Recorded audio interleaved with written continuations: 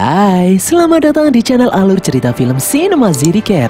Pada episode kali ini, Mimin akan menceritakan sebuah alur cerita mengenai kisah nyata legenda pertarungan para kesatria terkuat di negeri China sebelum periode 3 kerajaan dimulai. Film ini diadaptasi dari sebuah game terkenal berjudul sama, yaitu Dynasty Warriors yang rilis pada tahun 2021. Film ini disutradarai oleh Roy Cho, diperankan oleh Louis Ko, Gu Linasha, Wang Kai, dan nama-nama besar lainnya. Tidak usah berlama-lama lagi, langsung saja kita masuk ke dalam alur cerita film Dynasty Warriors. Semangka.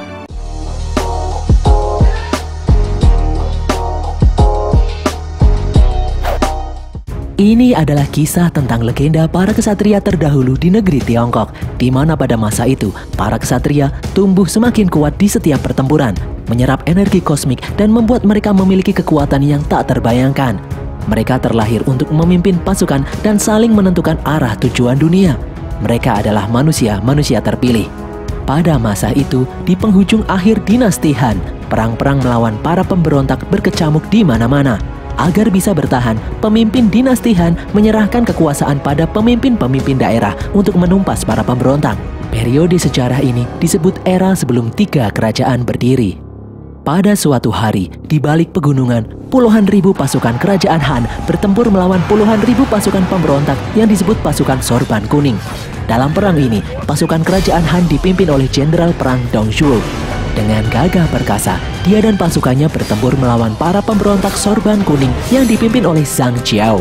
Zhang Jiao adalah seorang penyihir tingkat tinggi.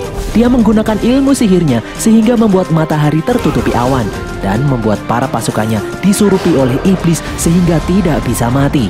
Mereka menjadi pasukan mayat hidup yang sulit ditumbangkan. Seketika pasukan kerajaan Han pun kewalahan dan diambang kekalahan. Jauh di atas bukit, 3 orang kesatria melihat kejadian tersebut. Karena memiliki rasa patriot yang tinggi terhadap negara, mereka bertiga bermaksud membantu Dong Zhuo dan pasukannya menumpas para pemberontak Sorban Kuning. 3 kesatria ini adalah Liu Bei, Guan Yu, dan Zhang Fei. 3 kesatria itu melesat menaiki kuda masuk ke dalam arena pertempuran. Dengan kemampuan bertarung yang tinggi, mereka bertiga bisa membunuh puluhan musuh dalam sekali tebas. Mereka bertiga berjuang membantu pasukan kerajaan Han melawan para pemberontak. 3 kesatria memfokuskan target mereka pada pemimpin pemberontak. Liu Bei berhasil memanah pemimpin pemberontak Zhang Jiao. Liu Bei sendirian bertarung melawan Zhang Jiao. Dengan mudah, dia bisa mengalahkannya. Zhang Jiao terguling menuruni bukit. Matahari pun kembali muncul, menandakan pengaruh sihir Zhang Jiao kini telah sirna. Merasa sudah kalah, Zhang Jiao lalu kabur membawa pasukannya untuk mundur. Peperangan ini pun dimenangkan oleh pasukan kerajaan Han. Penasaran dengan aksi 3 kesatria itu, sang jenderal Dong Zhuo secara pribadi menemui mereka. Namun, setelah mengetahui kalau 3 kesatria ini tidak memiliki jabatan apapun dan hanya kesatria jalanan biasa, sikap Dong Zhuo malah merendahkan mereka bertiga. Dia pergi meninggalkan 3 kesatria itu tanpa berterima kasih sedikit pun. Jauh di atas bukit, seorang komandan perang yang bernama Cao Cao dengan seksama memperhatikan peperangan barusan. Dia seolah-olah memikirkan sesuatu. Singkat cerita, setelah kematian Zhang Jiao, kelompok pemberontak Sorban Kuning kini telah musnah. Namun hal itu tidak serta-merta membuat dinasti Han menjadi tentram dan damai. Terjadi kekacauan di dalam istana. Mereka saling berebut kekuasaan. Melihat kesempatan itu, Jenderal Dong Zhuo menawan putra mahkota kerajaan Han dan era kegelapan pun dimulai kembali. Di dalam istana, Dong Zhuo dengan semena-mena melengsarkan Raja Muda Kerajaan Han, Liu Bian, dan menggantikannya dengan Pangeran Liu Xie yang dia jadikan sebagai boneka. Dong Zhuo melantik dirinya sendiri menjadi Perdana Menteri dan berkuasa atas semua urusan negara. Dong Zhuo juga mengeksekusi mati setiap orang yang menentang perintahnya. Di momen ini, amarah Cao Cao memuncak melihat tindakan Dong Zhuo yang semena-mena. Di malam harinya, saat makan malam, para menteri berkeluh kesah mengenai tindakan Dong Zhuo barusan. Mereka menangis meratapi nasib mereka sendiri. Dong Zhuo tega menyakiti Kaisar Liu Xie dan bercicik tinim dengan permaisuri dan para selir. Tindakan Dong Zhuo sungguh semena-mena. Di saat yang lainnya hanya bisa meratapi nasib, di sana Cao Cao bertekad akan membunuh Dong Zhuo dengan tangannya sendiri. Cao Cao tidak peduli apapun resikonya, demi untuk kembali menegakkan kejayaan dinasti Han. Cao Cao yang muak berada di antara para pengecut yang bisanya cuma menangis itu pun kemudian pergi dari tempat tersebut. Di dalam kota Xixian, sang gubernur sedang memeras Liu Bei. yang saat ini diakui oleh warga menjadi pelindung kota karena kemampuannya dalam bertarung dan melindungi mereka dari kejahatan. Liu Bei menolak memberi uang sogokan pada gubernur dan hal itu membuat sang gubernur menjadi marah. Tidak disangka, hal ini malah membuat warga kota memberontak dan menggantung sang gubernur yang korup itu di atas pohon. Di tengah-tengah keramaian, dari jauh datang pasukan Han mengepung tempat tersebut menolong sang gubernur. Pasukan itu mengincar Liu Bei dan yang lainnya. Mereka bertiga pun terpaksa untuk kabur. Mereka berlari masuk ke dalam hutan. Singkat cerita, mereka bertiga menyusuri lembah dan berencana pergi menuju Gunung Pendekar karena mereka mendengar info kalau di Gunung Pendekar berkumpul aliansi para jenderal perang yang menentang kezaliman Dongzhuo. Liu Bei yang setia pada pemerintahan dinasti Han sangat membenci kelakuan Dongzhuo dan ingin menggulingkannya. Mereka berkuda menyusuri hutan. Tidak disangka, kejadian aneh terjadi. Mereka tersesat di dalam hutan yang aneh. Kabut-kabut tebal menyelimuti sekitar mereka. Secara tiba-tiba, mereka masuk ke dalam dunia aneh yang dipenuhi cahaya kunang-kunang. Tiba-tiba senjata yang mereka pegang terserap oleh bumi dan menghilang.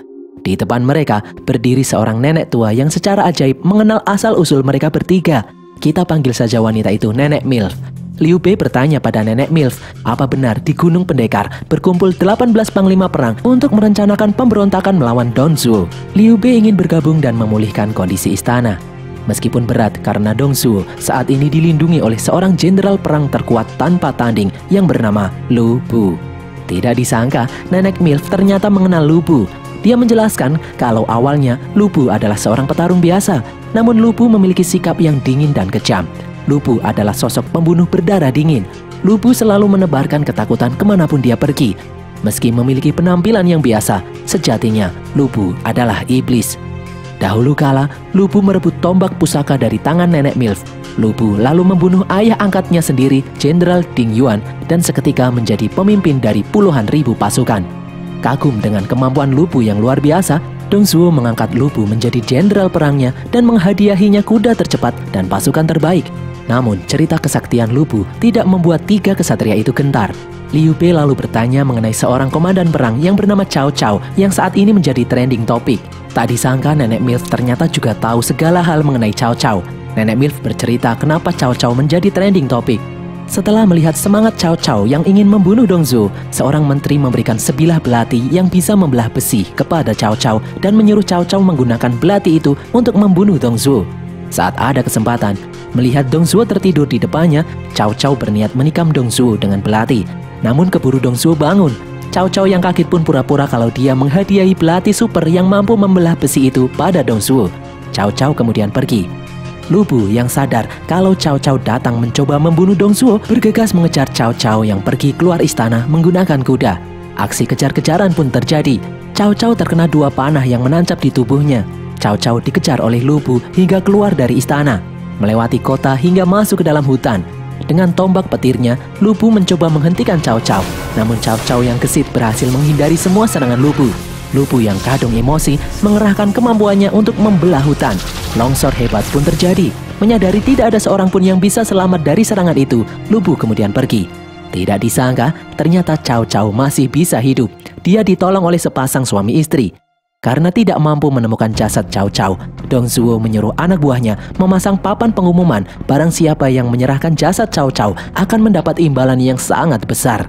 Berita itu sampai di telinga sepasang suami istri yang menyelamatkan Cao Cao. Mereka menyerahkan Cao Cao kepada pejabat setempat. Cao Cao pun berhasil ditangkap. Seorang pejabat setempat yang bernama Chen Gong berniat untuk mengeksekusi Cao Cao saat itu juga. Namun di sana, Chen bertanya, kenapa Cao Cao memberontak? Bukankah selama ini Perdana Menteri Dongzhuo selalu memberinya hadiah? Kenapa Cao Cao malah cari mati? Cao Cao lalu menjawab kalau dia tidak takut mati. Cao Cao hanya ingin mengembalikan kedamaian di dinasti Han seperti semula. Dia tidak tega melihat rakyat menderita di bawah pemerintahan Dongzhuo. Tidak disangka, Chen juga merasa kalau pemerintahan Dongzhuo sangatlah kejam. Chen lalu berniat untuk membantu Cao Cao dalam upaya menumbangkan pemerintahan Dongzhuo. Chen meninggalkan keluarga dan jabatannya untuk pergi bersama Cao Cao. 3 bulan pun berlalu. Cao Cao mengajak Chen mengunjungi keluarga pamannya untuk mendapatkan tempat perlindungan. Sesampainya di sana, Cao Cao melihat gerak-gerik yang mencurigakan. Terlihat rona ketakutan di antara mereka. Paman sempat menyinggung soal hadiah yang sangat banyak jika berhasil menangkap Cao Cao. Hal itu membuat Cao Cao resah. Paman Cao Cao kemudian berpamitan pergi ke kota bermaksud membeli anggur untuk menjamu mereka berdua. Saat sedang istirahat, Cao Cao merasakan kejanggalan. Dia mendengar sepupu-sepupunya mengasah pisau dan berkata akan menyembelih 2 babi. Cao Cao berpikir 2 babi yang dimaksud adalah dia dan Chen. Cao Cao kemudian bermaksud untuk keluar. Tak disangka pintu ruangan itu terkunci. Cao Cao pun semakin curiga. Cao Cao curiga pamannya berbohong untuk pergi membeli anggur padahal akan melaporkan keberadaan dirinya pada petugas. Cao Cao yang emosi kemudian mendobrak pintu dan membantai semua orang yang ada di sana tanpa terkecuali. Setelah semua orang yang ada di sana tewas, di sudut rumah Cao Cao melihat 2 ekor babi yang masih hidup. Dia pun sadar kalau ternyata keluarga pamannya memang berencana akan memotong 2 ekor babi. Ternyata dia telah salah membunuh orang. Dan pintu yang sebelumnya terkunci ternyata diakibatkan karena di atas pintu terdapat kunci otomatis dari dalam. Cao Cao yang kebingungan lalu mengajak Chen untuk pergi. Di depan, Cao Cao bertemu dengan pamannya yang ternyata benar-benar berbelanja anggur di kota untuk menjamu mereka berdua. Tidak disangka, di momen ini Cao Cao malah membunuh pamannya sendiri sambil meneteskan air mata. Di pinggir sungai, Chen bertanya kenapa Cao Cao membunuh pamannya sendiri. Cao Cao kemudian menjawab kalau dia tidak membunuh pamannya, suatu hari nanti pamannya akan mengumpulkan orang untuk membalas dendam pada dirinya. Dan hal itu akan membuyarkan fokusnya pada satu tujuan mulia, yaitu menggulingkan pemerintahan Dong Zhuo. Cao Cao tidak peduli dicap sebagai penjahat seumur hidup, asalkan tujuannya bisa tercapai. Malam harinya, saat sedang istirahat, Chen yang kesal dengan sikap Cao Cao membunuh keluarganya, berniat menikam Cao Cao dengan belati. Namun ternyata urung dia lakukan. Belati itu menancap di pohon dan Chen pergi meninggalkan Cao Cao sendirian. Hal ini membuat Cao Cao sadar bahwa tidak ada yang namanya sahabat sejati. Namun Cao Cao percaya bahwa langit akan memberinya aliansi untuk mewujudkan cita-citanya. Secara ajaib, kabut tebal kemudian datang di tempat di mana Cao Cao berada. Nenek Milf mengatakan kalau dia percaya Cao Cao memiliki kekuatan istimewa. Saat Cao Cao sampai di hutan itu, Nenek Milf memberinya pedang pusaka. Saat bertemu Cao Cao, Nenek Milf mengatakan kalau Cao Cao memang ditakdirkan untuk menjadi raja. Cao Cao lalu pergi membawa pedang pusaka dan siap membentuk pasukannya sendiri. Di kota Chenliu, Cao Cao menemui ayahnya Cao Song. Cao Cao membujuk ayahnya agar mendukungnya membentuk pasukan untuk melawan Dong Zhuo. Selebaran pun diterbitkan dengan semangat meruntuhkan kezaliman dan mengembalikan kejayaan dinasti Han. Secara cepat, banyak orang yang ikut mendaftar menjadi tentara di bawah komando Cao Cao. Cao Cao pun seketika menjadi jenderal perang yang memimpin 20.000 pasukan. Nenek Milf kemudian menghadiahi Liu Bei dan yang lain berbagai senjata pusaka. Saat mereka terbangun, mereka melihat berbagai senjata pusaka menancap di depan mereka. Mereka bertiga kemudian melanjutkan perjalanan. Di dalam Gunung Pendekar, berdatangan puluhan ribu pasukan dari segala penjuru. Mereka adalah orang-orang yang menolak kezaliman Dong Zhuo. Dan sampailah 3 kesatria sampai di sana. Meskipun memiliki undangan untuk masuk, ternyata penjaga gerbang melarang mereka untuk masuk karena mereka tidak memiliki pasukan. Sempat terjadi ketegangan, lalu dari belakang muncul Jenderal Cao Cao ada di sana membawa pasukan. Cao Cao menyuruh penjaga gerbang mempersilahkan 3 pendekar itu untuk masuk karena mereka memiliki semangat yang sama, yaitu menumbangkan kezaliman Dong Zhuo. Di dalam gua di Gunung Pendekar, diadakan rapat untuk menyusun strategi melawan Dong Zhuo. Aliansi itu dipimpin oleh Jenderal Besar Yuan Xiao yang memiliki paling banyak pasukan di antara mereka. Yuan memberitahu jika saat ini Dong Zhuo sudah menyadari kekuatan mereka dan mengirim 150.000 pasukan untuk menyerang persembunyian tersebut. Saat para jenderal akan meminum darah rusa sebagai simbol awal dari perjuangan mereka, Liu Bei angkat suara dan menyatakan diri untuk ikut dalam peperangan ini. Saat ditanya asal-usul 3 kesatria itu, para jenderal tertawa karena mereka bukan siapa-siapa. Yuan bertanya, jika mereka tidak memiliki pasukan, apa yang bisa mereka sumbangkan untuk peperangan nanti? Liu Bei lalu menjawab kalau pasukan tidak berarti apa-apa baginya. Dia dan 2 adiknya itu memiliki kesetiaan yang sangat tinggi, kemampuan bertarung di atas rata-rata. Dia yakin bisa membantu memenangkan pertempuran ini. Melihat semangat itu, Cao Cao membujuk Yuan untuk mengikut sertakan mereka bertiga dalam pertempuran ini. Liu Bei bersedia mengorbankan segalanya karena ternyata dia memiliki darah keturunan pemimpin dinasti Han. Liu Bei tidak ingin tanah leluhurnya dikotori oleh kelakuan Dong Zhuo. Mereka bertiga pun resmi bergabung di dalam aliansi. Beberapa saat kemudian, Cao Cao mengeluarkan dekrit kaisar. Dia mengatakan kalau Kaisar Muda menulis dekrit itu dan menyelundupkannya keluar istana. Semua orang yang ada di sana pun sontak bersujud mendengar Cao Cao membacakan dekrit yang berisi perintah untuk membunuh Dong Zhuo yang zalim. Salah satu jenderal bertanya, apakah benar dekrit itu asli dikirim oleh Kaisar? Tak disangka, Cao Cao malah tertawa. Ternyata itu adalah dekrit palsu. Cao Cao mengaku kalau dia sendiri yang menulisnya. Cao Cao menyebut, apa benar mereka yang ada di sana benar-benar berjuang untuk kepentingan kerajaan. Siapapun bisa membuat dekrit seperti itu, dan jika mereka menang, tidak ada yang meragukan keaslian dekrit tersebut. Sebaliknya, jika mereka kalah, meskipun dekrit itu asli, maka tidak ada artinya sama sekali. Karena Kaisar yang saat ini menjadi boneka tidak melakukan pergerakan apapun. Mengetahui banyak sekali orang yang mengincar kepentingan di sana, Jenderal Yuan berkata, barang siapa yang mampu memasuki ibu kota Luoyang dan menyelamatkan Kaisar lebih dahulu, maka dialah yang akan ditunjuk menjadi panglima besar pasukan kerajaan. Jenderal Sun Jian lalu bersemangat dan meminta izin untuk melakukan gelombang serangan pertama. Beberapa hari kemudian, di dalam istana, Dong Zhuo mendapat laporan jika pasukan Sun Jian telah menembus 3 garis pertahanan menuju ibu kota.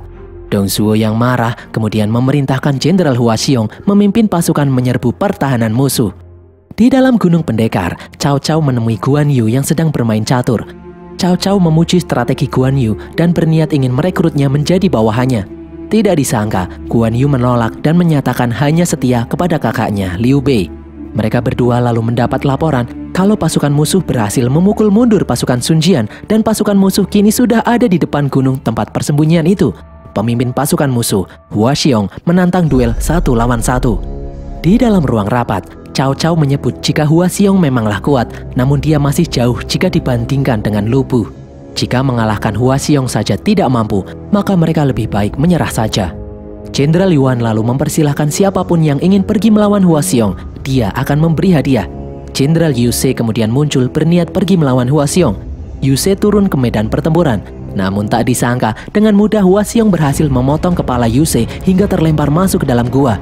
Yuan lalu berkata barang siapa melawan Hua Xiong akan mendapat 100 tel emas dan 30 kuda.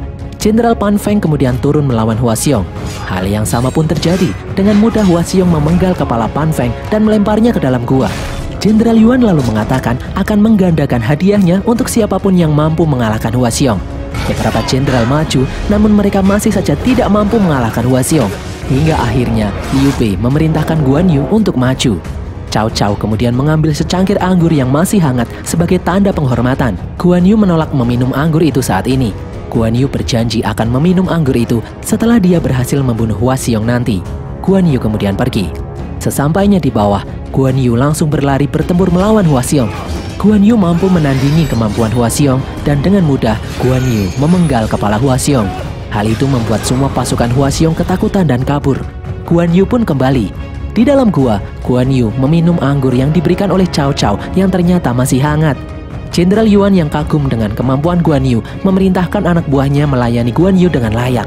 Guan Yu lalu berkata, jika ingin memberi hadiah, maka berikanlah pada Liu Bei, karena dia hanya akan pergi bertarung atas perintah Liu Bei saja.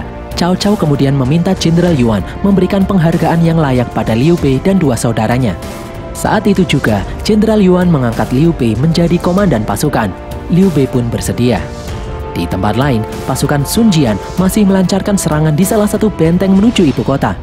Di dalam istana, Dong Zhuo murka karena salah satu jenderalnya tewas terbunuh oleh orang yang bernama Guan Yu di saat anggurnya masih hangat. Itu adalah hal yang memalukan. Ditambah-tambah, pasukan Sun Jian kini hampir membobol benteng ibu kota. Dong Zhuo kemudian menyiapkan 500.000 pasukan bersiaga di jalur masuk Hulao yang merupakan gerbang masuk ibu kota Luoyang. Dan sebagian pasukan lain berjaga di sisi lain kota. Sementara dirinya dan beberapa jenderal memimpin 150.000 pasukan di sekitar istana. Beberapa saat kemudian, Lu Bu menembakkan anak panah hingga masuk ke dalam gua tempat pasukan Yuan bersembunyi. Itu adalah surat deklarasi perang dari Lu Bu. Di luar, Lu Bu menyiapkan 30.000 pasukannya untuk berperang. Malam harinya di dalam gua, Jenderal Yuan menyebut saat ini hanya tersisa 8 panglima perang yang bergabung di dalam aliansi. Yang lain kabur ketakutan. Saat ini pasukan aliansi hanya tersisa 200.000 orang saja. Kalah jumlah jika dibandingkan dengan musuh. Cao Cao kemudian berkata, untuk apa mereka bergabung jika ternyata mereka takut pada Lu Bu? Karena dalam perjuangan ini, pertarungan melawan Lu Bu memang tidak bisa dihindari. Keesokan harinya di dalam istana, secara sepihak Don Zuo memindahkan ibu kota negeri Han yang sebelumnya berada di kota Luoyang berpindah ke kota Chang'an. Di sekitar pegunungan, Lu Bu yang sedang beristirahat mendengar suara tangisan dari jauh. Dia pun mendekatinya. Di sana dia melihat seorang wanita yang mencoba menceburkan diri ke dalam danau hendak bunuh diri. Lu Bu pun mendekat dan mencegah wanita itu melakukan aksi bunuh diri. Di pinggir danau, Lu Bu bertanya kenapa wanita itu ingin bunuh diri. Wanita itu lalu menjawab kalau seseorang melamarnya dan ayah angkatnya menerima lamaran itu. Sedangkan dia sendiri tidak menyukai laki-laki yang melamarnya karena kelakuannya yang buruk. Lu Bu lalu memberikan segel pribadi miliknya pada wanita itu dan berkata, jika orang itu mengganggunya lagi, tunjukkan saja segel itu dan berkata kalau dia adalah wanitanya Lu Bu, maka tidak akan ada seorang pun di dunia yang berani mengganggunya lagi. Lu Bu jatuh cinta pada wanita itu pada pandangan pertama. Wanita itu pun kaget. Dia tidak tahu apakah Lu Bu itu tulus atau tidak. Lu Bu kemudian berdiri dan menusuk lengan kirinya sendiri. Wanita itu kemudian sadar kalau Lu Bu bersungguh-sungguh. Lu Bu lalu bertanya siapa nama perempuan itu. Wanita itu bernama Diao Chan. Mulai hari ini, Lu Bu bersumpah akan melindungi Diao Chan untuk selama-lamanya. Diao pun menyatakan mulai hari ini hidupnya adalah milik Lu Bu. Di atas bukit, sambil berlatih pedang, Liu Bei dan Cao Cao mengatur strategi peperangan. Cao Cao berkata kalau Jenderal Yuan kemungkinan akan ikut yang lain kabur karena dia takut menjadi sasaran jika dalam perang nanti mereka kalah. Cao Cao bertanya kenapa Liu Bei masih bertahan dan meneruskan perjuangan.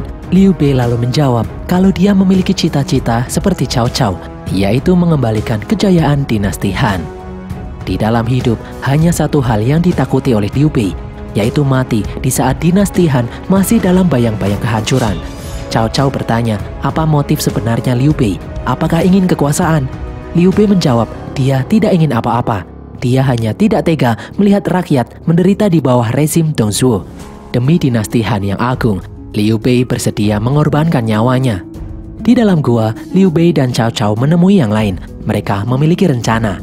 Liu Bei dan dua saudaranya memimpin pasukan akan menghadapi Lu Bu, sementara sisa pasukan yang lain dipimpin oleh Cao Cao mengepung ibu kota Luoyang dan menangkap Don Zhuo. Cao Cao memberi pesan pada Liu Bei untuk berhati-hati saat menghadapi Lu Bu nanti. Liu Bei dan dua saudaranya memimpin 20.000 pasukan, sedangkan musuh yang akan mereka hadapi berjumlah 30.000 pasukan. Mereka memberi pesan kepada seluruh pasukan jika kemungkinan besar mereka akan mati dalam pertempuran ini. Guan Yu mempersilahkan bagi siapapun yang takut untuk pulang. Tidak disangka, tidak ada seorang pun yang pergi. Guan Yu lalu mengatakan, bagi siapapun yang ikut berjuang, dia akan menganggap mereka sebagai saudara, apapun kesulitannya. Mereka pun bersorak siap untuk berperang, dan mereka pun berangkat menuju kota Luoyang. Di depan gerbang ibu kota, pasukan Lu Bu sudah bersiap menghadang mereka. Di seberang jalan, pasukan Liu Bei terlihat begitu banyak dan sudah bersiap-siap. Lu Bu kemudian keluar dari dalam gerbang. Lu Bu lalu memejamkan matanya. Beberapa saat kemudian, angin berhembus kencang. Ternyata sebagian pasukan milik Liu Bei hanyalah boneka jerami agar terlihat banyak. Ternyata jumlah mereka jauh lebih sedikit dibanding dengan pasukan Lu Bu. Lu Bu pun tertawa terbahak-bahak dan menganggap ini sebagai lelucon. Perang pun dimulai. Lu Bu menyuruh pasukannya untuk maju. Liu Bei lalu memerintahkan pasukannya membentuk formasi dan menjebak sebagian besar pasukan Lu Bu agar mudah dikalahkan. Di sisi lain bukit, Cao Cao memimpin pasukan menyerang istana lewat jalur yang lain. Liu Bei, Guan Yu, dan Zhang Fei berjuang mati-matian mengalahkan pasukan Lu Bu. Melihat banyak anak buahnya yang tumbang, Lu Bu pun turun tangan. Dengan sekali tebas, Lu Bu bisa melumpuhkan ratusan tentara. Dengan tombak petirnya, Lu Bu membuat para tentara itu berjatuhan. Kini, Liu Bei dan dua adiknya berhadapan secara langsung dengan Lu Bu. Mereka pun bertarung dengan sengit. Pertarungan itu membuat jembatan yang ada di sana hancur. Mereka pun terjun ke dalam jurang sambil terus bertarung. Ternyata, Lu Bu memang bukan tandingan mereka bertiga. Lu Bu terlalu kuat. Dengan mudah, Lu Bu menyerang Liu Bei dan yang lain menggunakan tombak petirnya. Lu Bu bukanlah tandingan mereka. Liu Bei kemudian teringat sesuatu. Nenek Milf memberitahu jika senjata mereka akan lebih kuat jika terkena darah. Mereka bertiga lalu menusukkan senjata ke tubuh mereka sendiri hingga meneteskan darah, dan berhasil. Senjata mereka bereaksi menjadi semakin kuat. Mereka bertiga lalu melompat bersama-sama menghadapi Lu Bu. Pertarungan itu sangatlah dahsyat dan membuat kehancuran di sekitarnya. Tidak disangka, Lu Bu masih berdiri kokoh, sementara Liu Bei dan yang lain kewalahan. Di tempat lain, seorang menteri meminta kepada Dong Zhuo untuk menunda pernikahan karena situasi sedang sulit. Namun, Dong Zhuo bersikeras ingin menikahi wanita incarannya itu. Wanita yang akan dinikahi Dong Zhuo ternyata adalah Diao Chen. Di tempat lain, Cao Cao masih berjuang masuk ke dalam istana. Mengetahui istana dalam bahaya, seseorang mengirim sinyal asap ke angkasa. Dari jauh, Lu Bu melihat sinyal asap yang menandakan istana dalam bahaya. Lu Bu kemudian menghentikan pertarungan dan melesat kembali menuju istana. Keesokan harinya, Cao Cao sampai di istana. Dan ternyata tempat itu kini telah hancur. Dong Zhuo dan antek-anteknya telah pergi ke ibu kota baru, Chang'an, dengan menyandera kaisar muda. Di sana Dong Zhuo melangsungkan pernikahan dengan Diao Chen. Di sekitar istana yang hancur, pengawal Cao Cao memberitahu jika Jenderal Sun Jian sebelumnya menerobos masuk istana lebih dulu dan mencuri segel kerajaan. Cao Cao lalu tertawa. Dia menyebut segel kerajaan hanya benda biasa. Menyelamatkan kaisar itu lebih penting. Di dalam rombongan berkuda, ayah angkat Diao Chen berkata pada putrinya bahwa dalam pernikahan ini, Diao Chen harus fokus pada misi utamanya, yaitu membunuh Dong Zhuo. Beberapa tahun kemudian, Cao Cao yang kini memiliki ratusan ribu pasukan mendatangi kamp pelatihan milik Liu Bei yang berisi ribuan pasukan. Cao Cao kagum dengan perkembangan Liu Bei. Kedatangan Cao Cao ke sana bermaksud mengajak Liu Bei bergabung dengannya, karena Jenderal Yuan dan Jenderal Sun hanya bertarung demi kepentingan pribadi mereka saja. Atas dasar itu, Cao Cao saat ini menganggap kalau dinasti Han sudah tidak terselamatkan lagi. Cao Cao mengajak Liu Bei untuk kembali mengulang kejayaan dinasti Han. Tidak disangka, Liu Bei menolak untuk bergabung. Liu Bei masih percaya bisa mengembalikan kejayaan dinasti Han. Cao Cao lalu tertawa karena dia tahu di lubuk hati yang terdalam, dia, Liu Bei, dan yang lainnya itu sama saja. Sama-sama ingin menjadi kaisar. Namun Liu Bei menolak pendapat itu karena dia masih setia pada dinasti Han. Cao Cao lalu berpamitan untuk pergi. Cao Cao memberi peringatan, jika suatu saat nanti situasi memaksa mereka untuk saling berhadapan, dia tidak akan segan-segan. Ini adalah kisah awal periode 3 kerajaan. Dan berakhirlah alur cerita Dynasty Warrior ini guys. Semoga kalian terhibur. Jangan lupa follow semua media sosial kami, tulis kritik dan saran kalian di kolom komentar. Dan sampai jumpa di konten kami berikutnya. Bye!